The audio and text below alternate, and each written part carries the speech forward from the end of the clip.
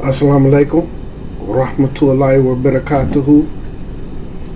Late night session. Decent little class.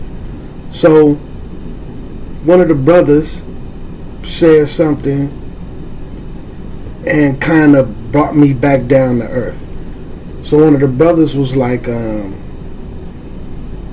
like when you be talking and like when I be around other people, I hear them saying fiqh and, certain words that they use, but I truly don't know what those words mean. Like what exactly is fiqh? Because he was like, I be hearing when people say fiqh and then some will say, well, it's a madhab, and then some say Quran and Sunnah. And, it's kind of baffling and confusing, and him just trying to figure out what it means. So, we're going to do a little brief discussion about fiqh and what it is, and then we'll go through some of the terminology. Not tonight, but inshallah we'll start going through some of the terminology of words when it comes to the Sharia, when it comes to the fiqh, so that people can understand rulings. So, some people feel like fiqh. Let me put this here. Right? Some people feel like fiqh is with the madhabs, right? This is where fiqh started.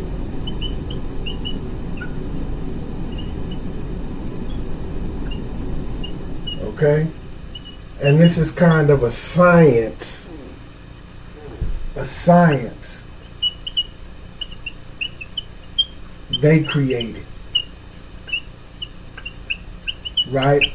With Imam Shafi, may Allah be pleased with him. He did a lot for the science. So what we're going to do is start off with a hadith to prove that fiqh did not start with the madhabs. Alright? So this is one of my favorite hadiths too, man. This hadith made me shake when I first read it. It scared me. But I'm not going to break it down in detail. I got a video where I do, but we're not going to do it for the purposes of tonight, right? So you have, and we're going to use Tirmidhi for this one, right? So you have Jubair bin Nufar narrated from Abu ad-Darda, who said, we were with the Prophet, sallallahu alaihi wasallam. So he was there. And when he say we, that means it was a group, more than one person, right? When he raised his sight, okay.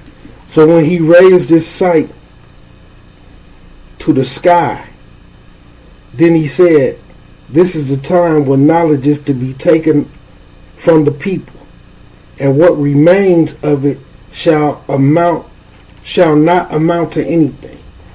It's the words of Rasulullah sallallahu alaihi wasallam, informing the ummah that right now is a time when the Islamic religious knowledge is going to start being taken away from the people, and it's going to get to the point where the amount that remains isn't going to really be anything. The knowledge aspect. That don't mean people won't be trying to make salat or fasting and doing forms of this. But the Islamic knowledge, the deen aspect, the fiqh, the understanding of the religion isn't going to be there. But some of your ritual practices can still be there because it's ritual. We know how to pray. We know how to fast. Just like you can see it right now. There's Muslims who know how to pray. There's Muslims who know how to fast. But when it comes to Islamic knowledge, the amount that they know that's accurate, that's sound, or they have yaqeen on it. They have 100% certainty that they 100% right in what they speaking on.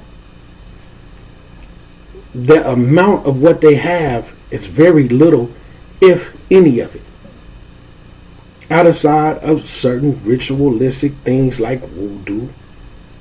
You understand?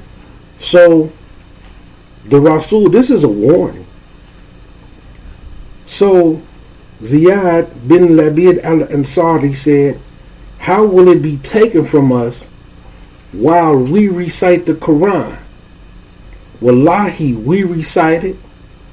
Our women, our wives, our daughters, our women and children recite it. Rasulullah sallallahu alaihi wasallam said, may you be bereaved of your mother. Right? O Ziyad, I used to consider you to be among the fuqaha of the people of Medina. Now this is why I'm reading this hadith, because it refers to the fuqaha. The fuqaha is the scholars of fiqh. Okay? I used to consider you to be amongst the fuqaha of the people of Medina. The Torah and the Injil are with the Jews and the Christians, but what do they avail of them? How is it really benefiting them? And especially when you look at it today's time, they really up on a whole bunch of bid'ah of their religion. Things they added, things that they created. They don't really know their Bible for real. You understand? People who coming in, now you got people coming in, we the original Jews, because they think it's about a race. Not meaning that you joined the religion of Judaism. We the original ones, they're black, we're this. This Bible is changed, it's flipped upside down. What you taught was a lie. Well, you was taught the truth, but you was told that white people was chosen because of look at how they was, they look superior. No, we the superior ones, and then they flipping it upside down. Okay? These things is bid'ahs in their religion. But like he said, like Rasul said, they have it. What do it avail of them? And they had a pure form of what we have now, because some of it was changed during the time of Rasulullah sallallahu alaihi wasallam. Alright? Some of it was changed and tampered with and played with during the time of Rasulullah. After the time of Rasulullah. But let's continue. Right? Jubair said, so I met Ubaid bin Asamir and said to him, have you not heard what your brother Abu ad-Dardar said? Who's telling them what went on. Then I informed him of what Abu Dardar said. He said, Abu Dardar spoke the truth. If you wish, we shall narrate to you about the first knowledge to be removed from the people. It is khushu. And I did a whole video about khushu. And how khushu is going to be the first thing that's going to be removed, that's considered knowledge, is going to be the first thing to be removed from the people. Right? Soon you will enter the congregational masjid, but not see any person in the masjid that actually has khushu. So there's a lot to go with that hadith, man. I read that hadith often. I study it. I break it down. But the point of me reading it tonight is to show that what? You have scholars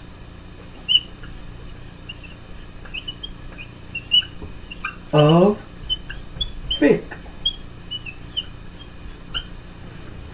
during the time of Rasulullah sallallahu alaihi wasallam. So that dispels the myth that fiqh started with madhabs. Alright? And they had fiqh of Quran, Sunnah, right, which formulate the Sharia. And they had a very strong understanding because they was there. They knew the situations where ayahs was revealed. When the Quran was speaking about certain people, like the ones who stayed behind when it was time to go to war. Like, imagine that. You on some creepy stuff with the Ummah, and you think nobody know it, and then Allah reveals in the Quran what you and your buddies was up on. Even when you look in the Quran and be like, yo, this is exactly what we was up to. And now Allah revealed it to Rasulullah sallallahu alaihi wasallam and to the people because it's right here in Quran al-Karim.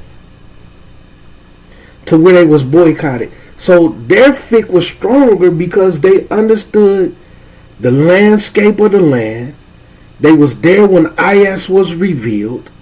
They had the Rasul there, and even if they got something wrong or they wasn't understanding it completely, or 3 people understood it this way, then another 3 understood it this way, and then they went to the Rasul and he corrected their understanding or told who was right.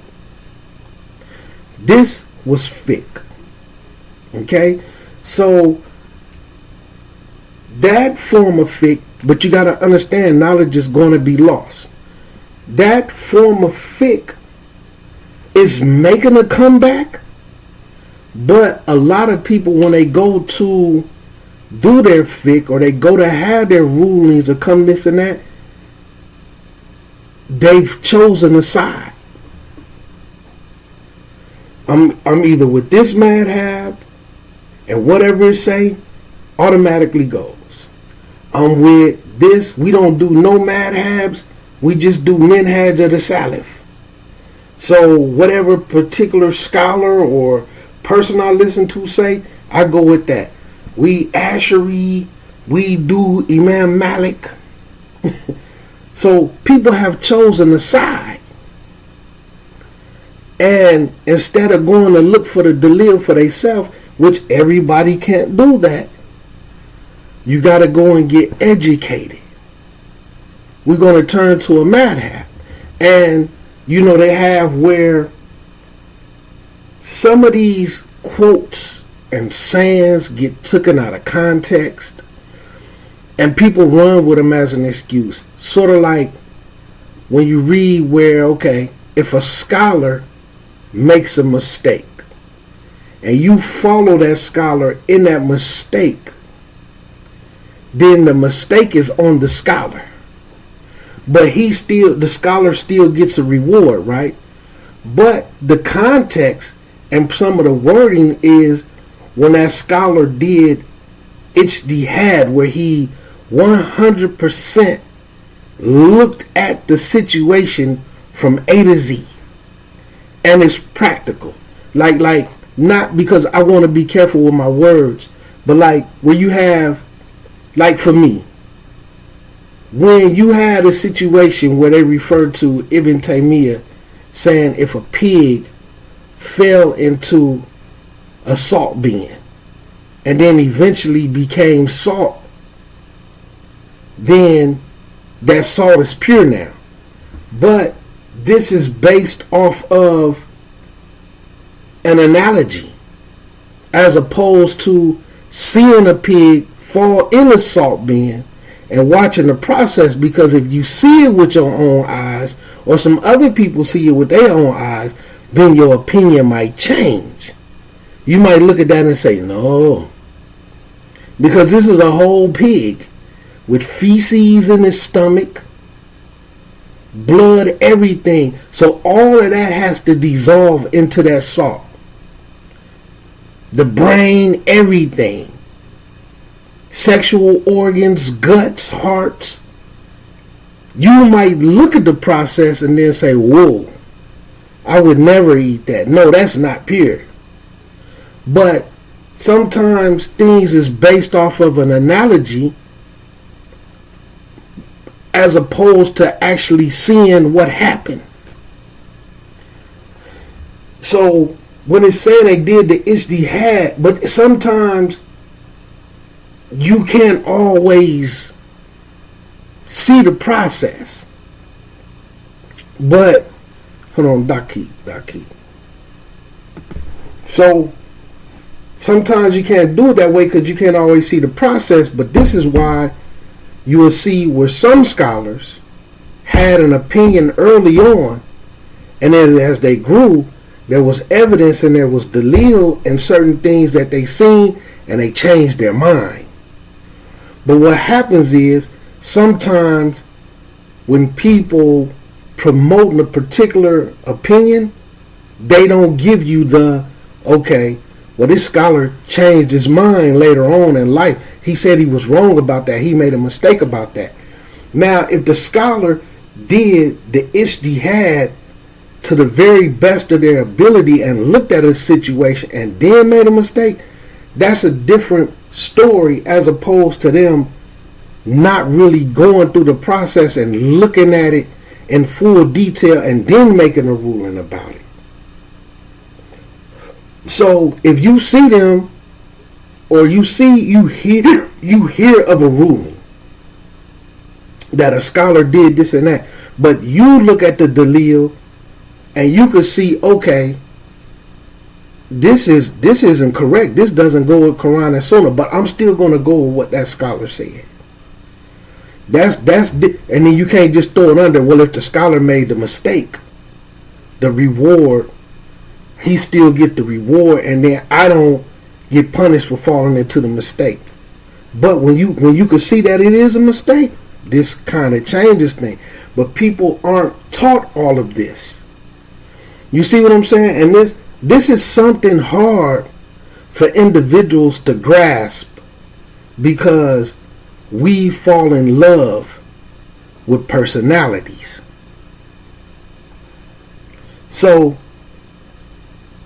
when you, I want this to make sense. I want people to feel this. So I've seen some Quran students, right, early on before they actually sat in the classroom, okay, they would listen to reciters on, YouTube, SoundCloud, or even in person. Best recitation they ever heard. Then they actually get with a scholar and they learn recitation to where they very sound. They get to a point where they say, I can't even listen to people recite no more. Like all these people, all these years, because of where they sound, like some of these people, reciters with big names that be on a lot of videos. And wallahi, I done heard some of them say, it's hard for me to listen to reciters anymore because all I hear is the mistakes. All I hear is the mistakes. And then only people who went through the process understand that. But if you talking to somebody who never went through that process, they'll think you hating, or they thinking this and that. It'd be the same way sometimes with students. You may have some individuals who entered the University of Medina or Mecca and flunked out. They couldn't even pass. But they may have a little bit of Arabic. They flunk out of Medina. They sit with some scholars. Don't pass that either. Don't get no ijazas. Don't pass. Then they go back home to their local city. And because they was overseas, but people didn't see their process, they might be your teacher. You might think they're the only person that could be listened to. But this is a person who couldn't even pass classes. But your mind won't fathom, and then until you step outside of that and go start getting educated, and then you listen to them again, you're going to be like, whoa. You're going to be like those Quran students. Like, what? Wallahi, like I hear like big students with major degrees, and they be sitting back, like having talks, and they be like, sometimes, the thing about what separate us from You guys who haven't went to school or hadn't studied, we all know each other's level. And he said sometimes we be sitting back like, now why did he say that? And then we understand we're like, well, not we, I don't want to put myself in that category. Your understanding just be different. You hear different. You see what I'm saying? And then people who haven't been through that, like just imagine that. The person you learning Islam from is a flunky. Okay? Or you have a person who was a honor student, straight A student. Then you got a person who barely got by. C's, D's, some F's. They was an average students. They had a C average. So it was enough for them to barely get past. But they may convince you to not listen to the straight A student who understood the material better than them. And they was a C student, a C and D student, but they was trying their best. They just couldn't grasp it all. People don't know these processes. They have a lot of mistakes. They don't really understand, but if they can repeat the jargon.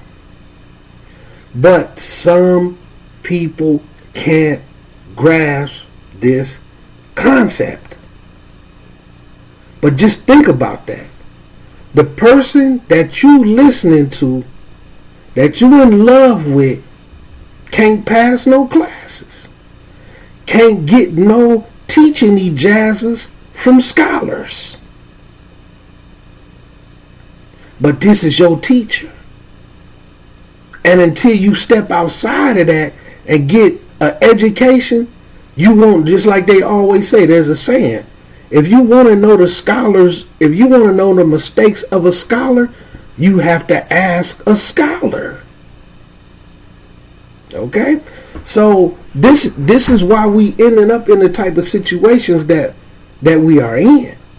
So again, right now we went to a hadith to prove there were scholars of fiqh before the madhabs. Alright?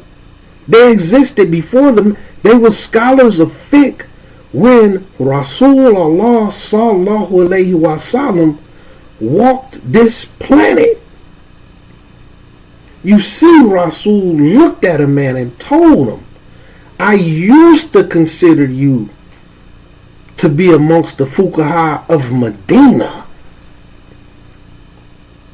But you just asked me a question. You don't understand, you know what I'm saying? We ain't gonna go into that. So now what we're gonna do is a very comprehensive book on fiqh. So I'm gonna go ahead and read this definition of what fiqh is, and we'll start there. Right? Let me give you a little definition of what fiqh is and what it means. So understand what you will hear. A lot of people won't say this because I'm going to be honest with y'all. I really talk about a lot of stuff, and I say a lot of stuff that a lot of people won't, because there's this thing of these are the type of conversations, or these is the type of things that you can only discuss around people that have been to school. You know what I'm saying? Like, these people, these are laymen, they regular Muslims. It's only going to confuse them. They not ready for it. But I keep saying some type of awareness has to be brought about, because people are continuing to get tricked. If you have a little bit of awareness and a little bit of soundness about these facts, then maybe you won't be getting tricked by all of these new personalities and you stuck on a standstill. But you can't fathom it because in your head, and this is not one particular group, these are the ones who be fanatics on one particular thing. I'm Hanafi, I'm Maliki, I'm Salafi, I'm Shafi'i, I'm Ashari, I'm Habashi. I'm Mu'tazila, I'm Shia, I'm Sufi. And then they fall in love with this concept of we the best that they actually don't grow. Not like now some people there hear you say this and it makes absolutely no sense to them. You hating, you attacking the brothers, this, that, and the third. No, I hear what you can't. I know what you don't know. And once you step outside the realm of that and grow, then you're going to be like, you know what? I really done wasted a lot of time here. But anyway, so look at this. So from a very comprehensive college level book on fiqh, right? The meaning of fiqh. Al-fiqh linguistically means al-fahm, understanding. So that's why some people you'll say fiqh is how you understand the religion. But because you have these madhabs and you have these minhages, what to bring it down and make it more practical for us, we're going to say is ways. Fiqh is ways the religion can be understood. So you have to use terminology like that because this imam of this madhab understood it this way. Then this imam of this madhab understood it differently. You could see opinions where all four of them saw the issue differently. Then you could see issues where three of them agreed, one of them didn't. Two of them agreed, these two agreed, and then these two agreed. You know? So that's why we're going to use the term to make it more understandable. It's ways to understand certain things within the religion. Right? So,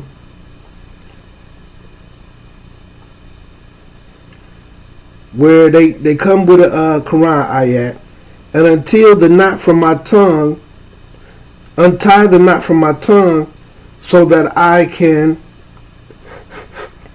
understand the fiqh, right? So they can understand the fiqh in my speech, right? Which means that they understand what I'm saying to them. So they're using this Quran ayat from Surah Al-Taha, ayat number 28, with Musa. You know, he had a speech impediment, right? So that they could get the fiqh, this religion that I'm trying to give them, right? So the meaning of al-fiqh in accordance to istilah, the terminological definition of the ulama of usul of fiqh, the foundations of fiqh, right, it is the ilm, the knowledge of the practical ahkam of sharia taken from the detailed evidence.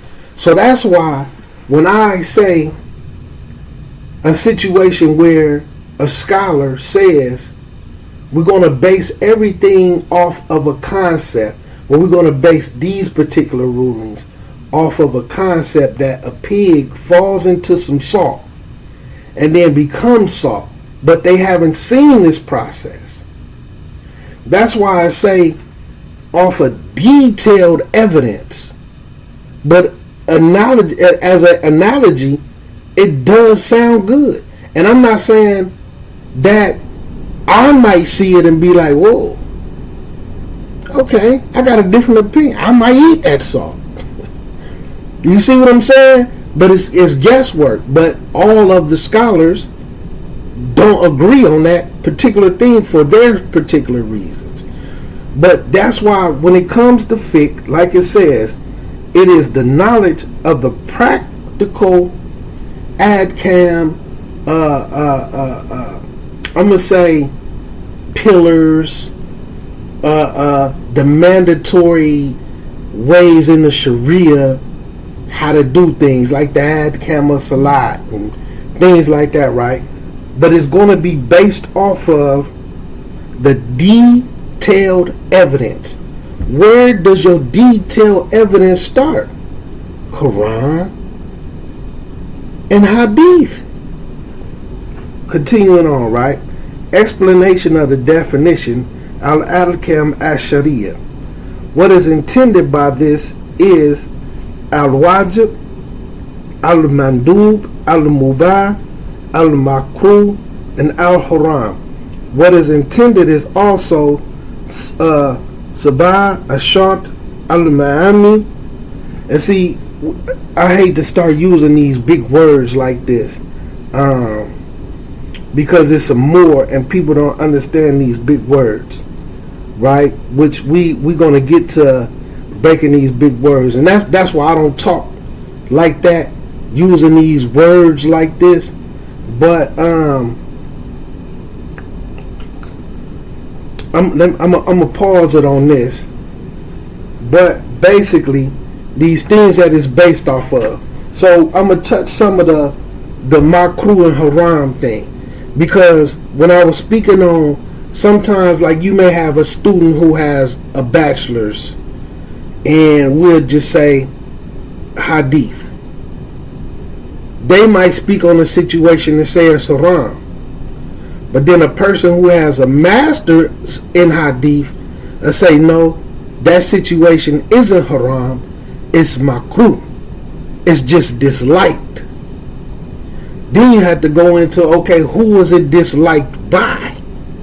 Was it disliked by the Rasul sallallahu alaihi wasallam? Was it disliked by the companions who got their understanding from him? Was it disliked by some modern day scholars? Was it disliked by some scholars during the time of Ibn Taymiyyah and them and Bukhari, Imam Bukhari and them?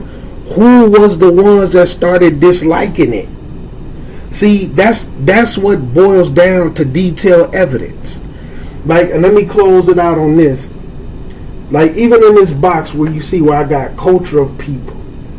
So one of the things in fiqh, when you start to issue fiqh rulings, right, it gotta be, you gotta take into account the culture of the people. Alright? Let me show y'all the slippery slope.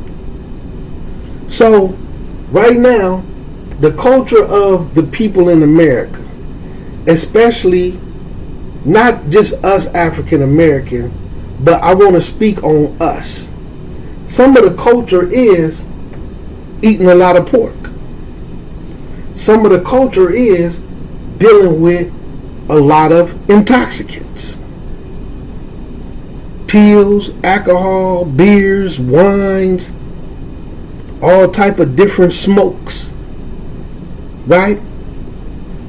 Fornicate, loose sex, one night stands, adultery, even being married. This is male and female. And all type of music that just talk about murder and death and fornicating and women cheating on men cheating on women, and just a bunch of murder and devil worship and all type of stuff, right? Not all music is that, but this is from our culture. So when it says you're supposed to look at the culture of the people, okay, our culture is eating a whole bunch of pork, so therefore some of that is permissible. It's from the culture when it comes to rulings. Now, why am I pointing that out? You're not going to hear that from a person that's sound. Why? Because these things is clearly haram. And of course, with the music, there's going to always be debates, because you have to look at the hadiths. Because some are going to say it's the musical instruments. So it depends. And then so when they say it's musical instruments, then another debate breaks out. Well, that only means these drums. No, it only means certain horns. So if it's music, and that's why some of these debates where they be like, well, these nasheeds and this, that, these particular instruments weren't used in the making of this, what we call nasheeds. Then some are going to say, well, it's also the words too, because the Quran speaks about fahisha, vain, filthy talk, how you shouldn't listen to it, how you shouldn't indulge in it. This is the Quran. This is the Quran. There's other ayats that talk about a day is going to come where it kind of break it down, where we're going to purchase idle talks. Some people feel like that Quran ayat is referring to music.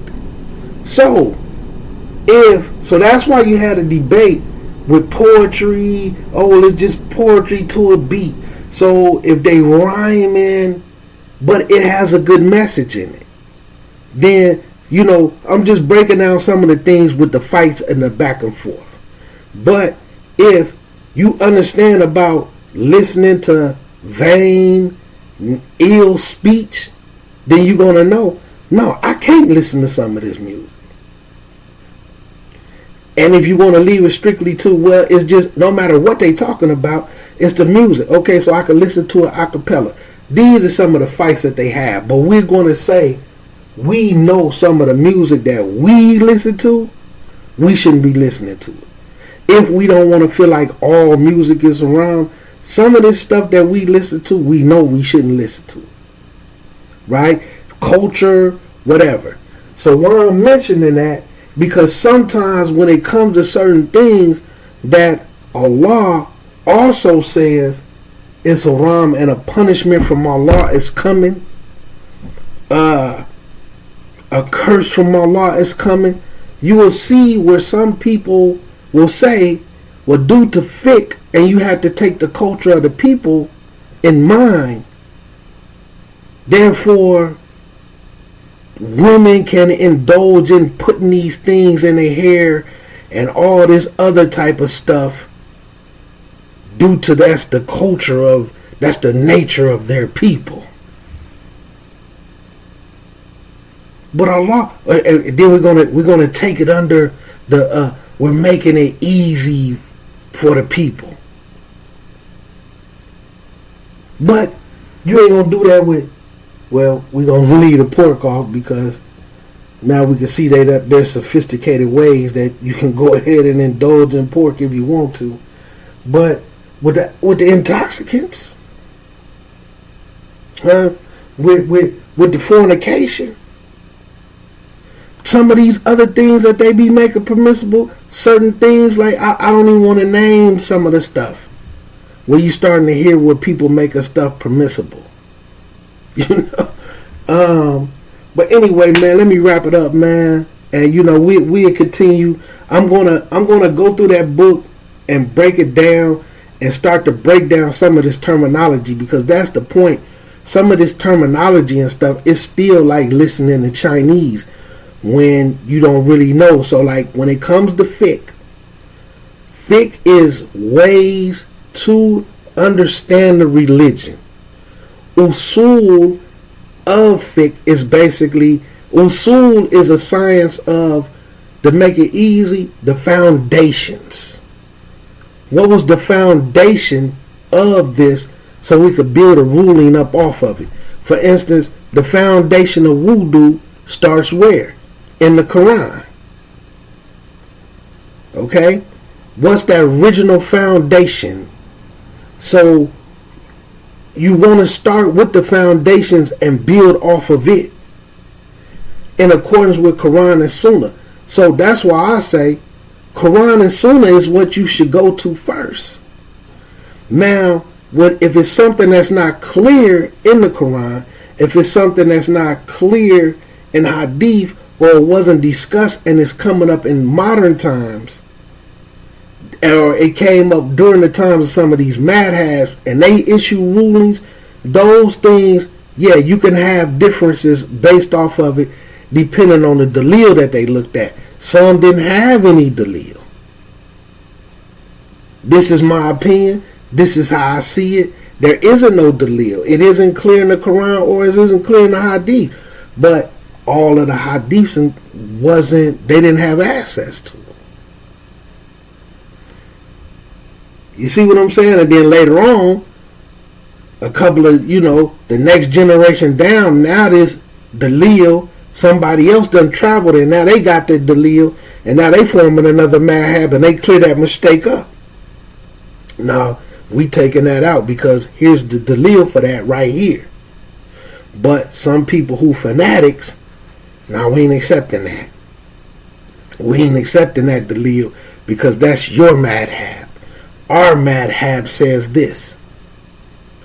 So you got to learn how to start with, and I noticed something about myself just in these last couple of days because I'm starting to study a madhab, right? Like I said, I'm not going to say which one it is, but I will make it abundantly clear that it's not the Hanafi madhab, right? So with me studying the madhab, and like I say, looking at some of these books of fiqh from this particular madhab, it doesn't have any dalil for their rulings.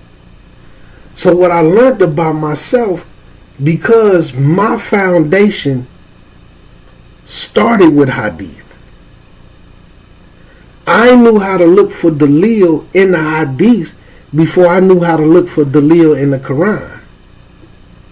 Because at the time, I used to think because I read my Quran starting off 30 minutes a day or 45 minutes a day, I used to think I was studying it. And I knew, like, if it said this, I could say, well, the Quran said this, but looking for dalil for details of certain things, I didn't know how to look in the Quran for it. I learned how to look for dalil in hadiths first. And that's one thing that I noticed. Hadith people, they are serious dalil people. Some people feel like they're a dalil person. So like when it comes to this and that, my dalil gonna be the Quran says this. This is the hadith. People who don't be hadith people, they dalil be, well, this sheikh said this. This Imam Hanifa said this. Imam Ahmed said this. Imam Shafi'i said. Imam such and such said. Which a person isn't saying that these imams is wrong. And then they throw words around like, I'm not talking about some who really been to school, but people who may feel like they claim a madhab but never really studied it like that, but they got bits and pieces of this and that. They don't be the real people. And let me, because now I'm speaking like everybody know what I'm talking about. Dalil people, when you go and look what constitute as dalil in Sharia, Quran, Sunnah, Ijma. Later on they threw in Qiyas, but Qiyas got to come after. Qiyas got to be based off Quran, Sunnah, Ijma. Okay? This is what dalil is. That's why when you will hear people say the dalil of a scholar, the opinion of a scholar is not dalil. That's his opinion. That's his opinion. That breaks ijma, because two scholars may see it this way, and then 2,000 scholars could say they wrong, and this is the dalil from Quran and Sunnah and ijma, that those two scholars got it wrong.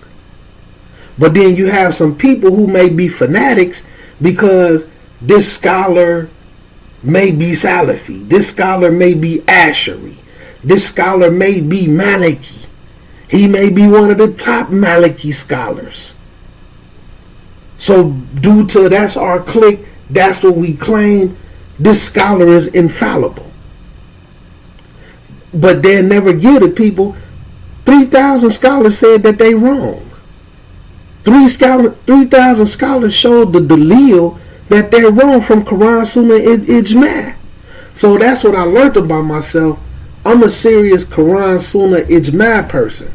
And although when I always looked in certain books of fiqh, I used to notice the dalil wouldn't be in there, but like usually who edited the book. Like let's say Darus Salam edited the book. the editors who go over the book, they put in a footnote. So like when you see something in a sentence and then they'll put like a number 1 next at the end of the sentence or the word, then you look at the bottom and it'll be in the footnotes, and then it'll say, okay, well, you can find this here, or Dalil is here, or this week. Usually the editors and stuff would put in that stuff. But some of these books, like this is the person who put it together, so they didn't go through another, like a Dar es Salaam or something, where they put these things in it. And then, it just made me say, okay, I don't know if to look at it as a bad thing or a good thing. I always looked at it as a bad thing, but I'm starting to see in today's time it's not such a good thing, because I don't want to go into too much detail. It depending on who you're around. You see what I'm saying? And like I say, some people can't process the thought. If the people that you learning from probably can't pass a test on what they trying to teach you. But then if you don't pay attention long enough, they might not be teaching you anything. They just opening up a book and reading it to you. They can't give you no more than you would have got out of reading the book yourself. And this is just a reality. This is not no secret. It's just some people so fanatic up on their particular group, they can't see it yet. And they won't step outside of their particular group and get educated, because then they're going to see it. But anyway, man, let me get up off here, man. I got some business to take care of, man. So that's, hopefully, man, this is a help. I see they in there like, alhamdulillah, this and that. So the brothers who want to know from me, I know they getting it, what I'm saying, and trying to make it clear and I want you to feel what I'm talking about, man. I want you to really grasp it. You know what I'm saying? I want you to grasp this, man. I want it to move through your soul. You know what I'm saying? Because it's hard out here, man. This the worst I ever seen it. But I know the hadith, so I know it's going to get better again. But anyway, man, become a Dalil person. Learn how to become a Dalil person.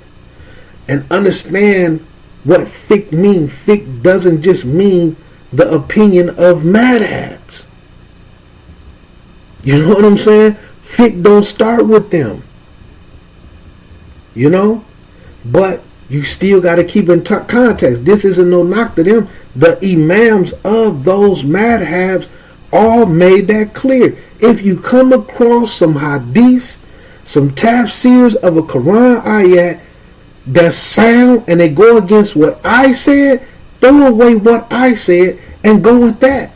But the followers is not doing that. And that's how you will start to see the difference in the Dalil people, Quran, Sunnah, Ijma. They always say, the Sheikh said, this Imam said. Student of knowledge said.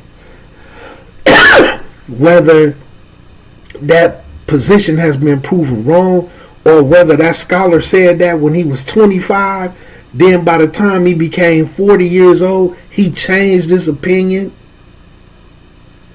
See, a lot of time, and then like if you don't go to school and you don't know it, you might hear somebody preach or something, you'd be like, man, the Sheikh changed his opinion on that 10 years ago. You know what I'm saying? The Sheikh came out and said this, that. The Sheikh changed his opinion on that 10 years ago. Just like, for instance, Sheikh Albani, where he declared so many hadiths weak in like Sahih Bukhari. Later on in his life, he changed the position.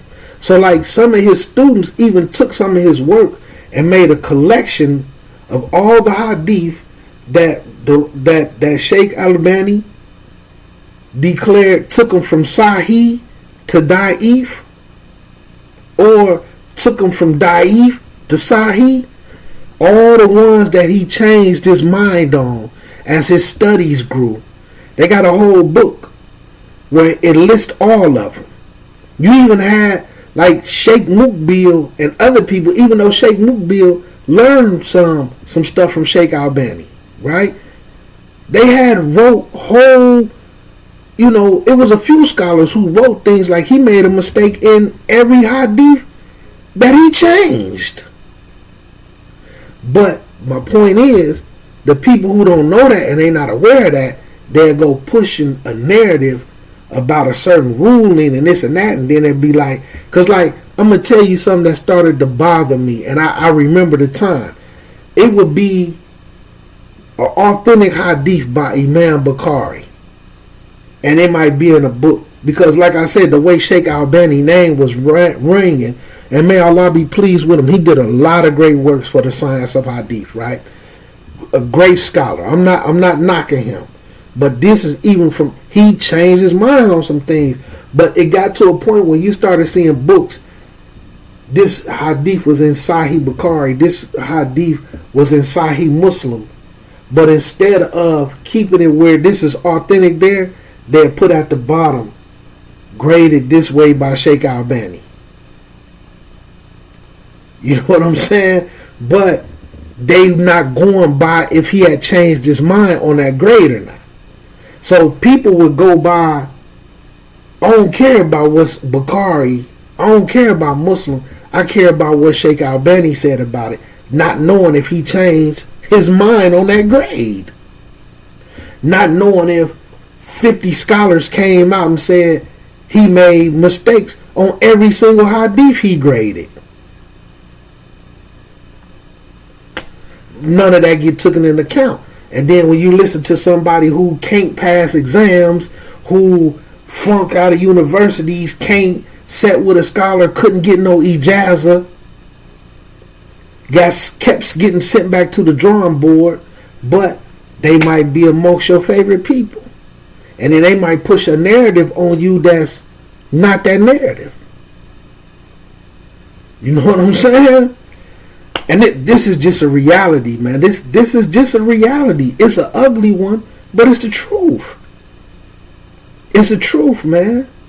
And I'm not the only one. I'm one of the very few people that will discuss it. And I'm not on that, people just, they laymen, they 9-to-5ers. You discuss that with these, this, that, and the third. No, they need to know, man. They need to know. Look what's happening to the Ummah. Anyway, man. Assalamu alaikum wa rahmatullahi wa barakatuh.